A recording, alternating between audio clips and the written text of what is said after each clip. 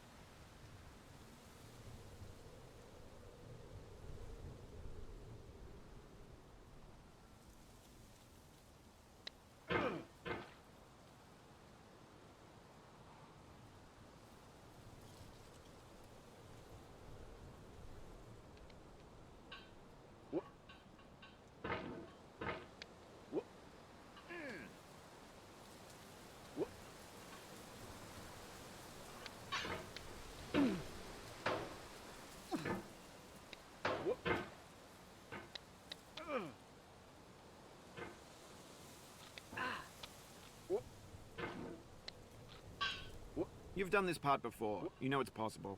Just do what you did the first time.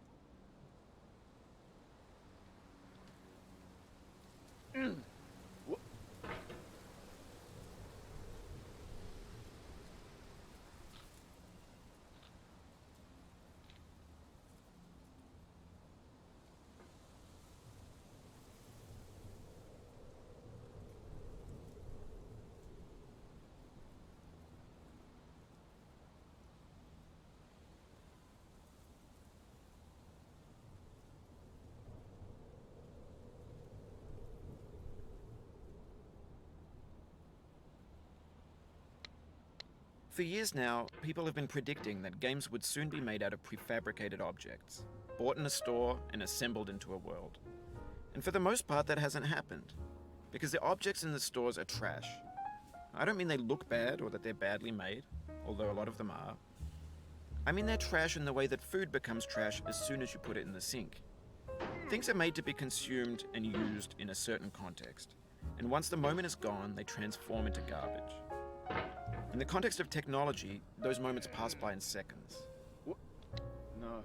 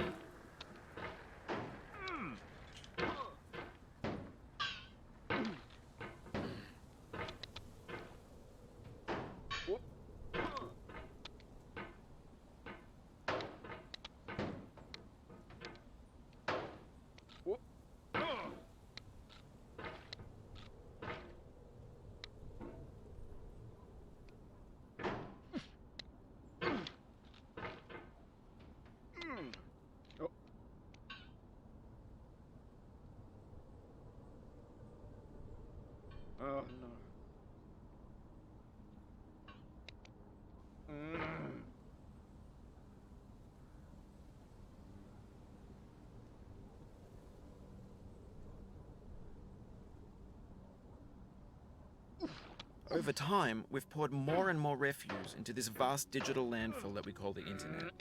It now vastly outnumbers and outweighs the things that are fresh and untainted and unused. When everything around us is cultural trash, trash becomes the new medium, the lingua franca of the digital age. And you can build culture out of trash. But only trash culture. Be games, be movies, be music, be philosophy.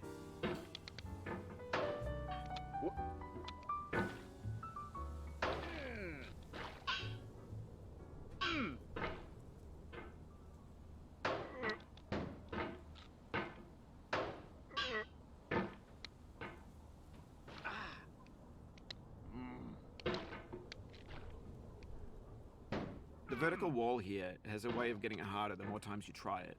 I think anger makes you swing the hammer harder, and that can push you away from the wall.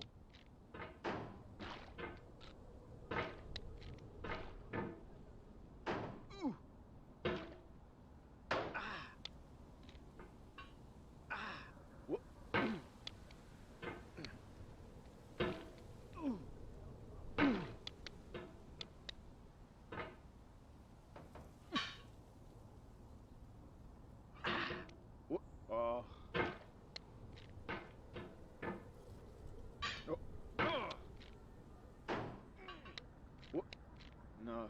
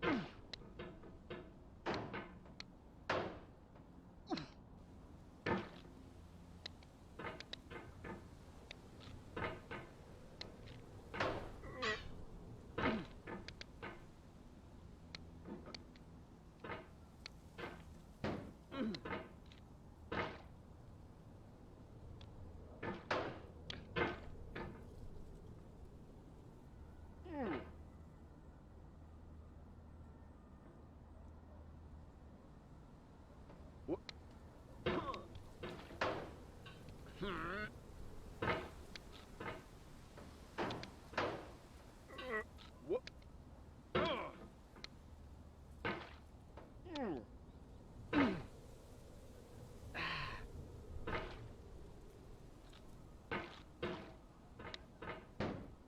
Whoop. Whoop. Whoop.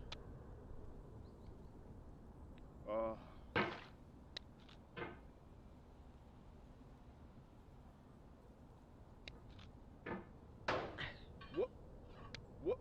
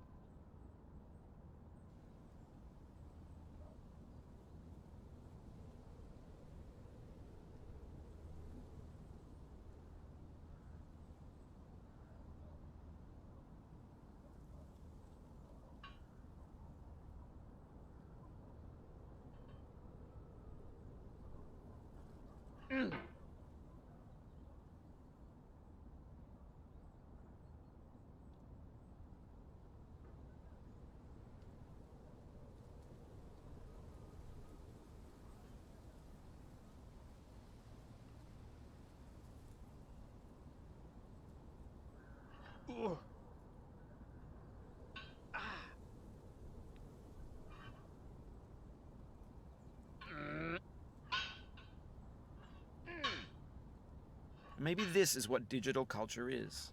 A monstrous mountain of trash, the ash heap of creativity's fountain. A landfill with everything we ever thought of in it. Grand, infinite, and unsorted.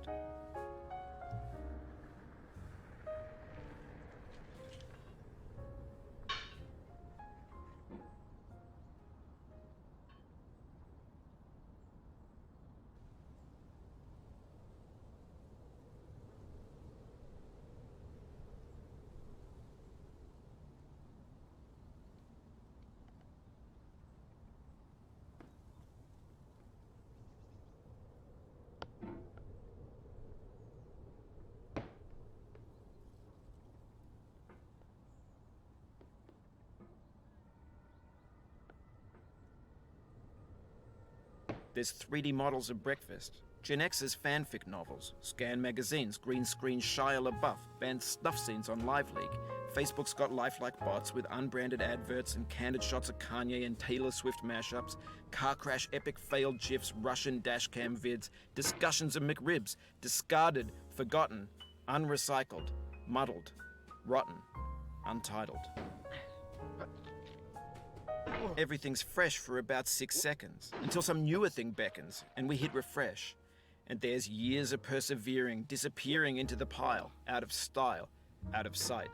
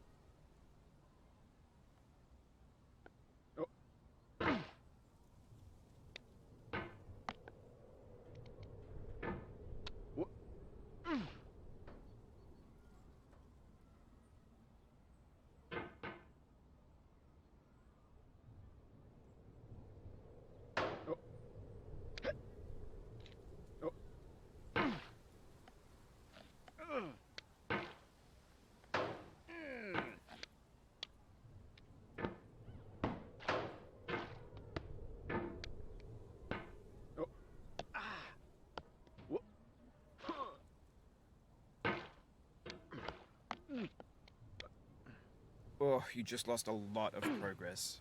That's a deep frustration, a real punch in the gut.